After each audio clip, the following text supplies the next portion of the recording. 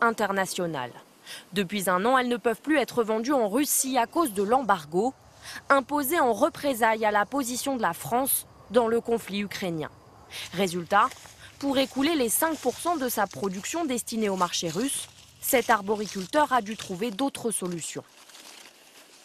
On a décidé de ne pas récolter une certaine catégorie de nos produits.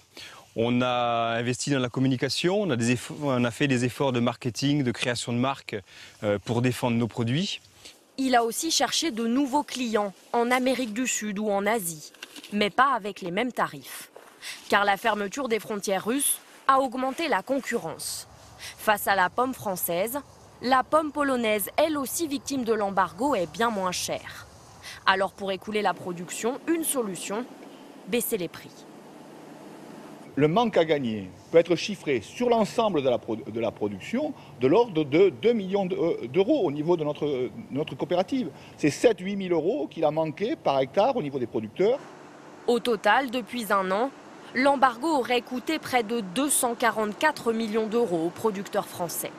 Les plus touchés sont les produits laitiers à hauteur de 40%, la viande 33%, les préparations alimentaires 10% et les fruits 7%.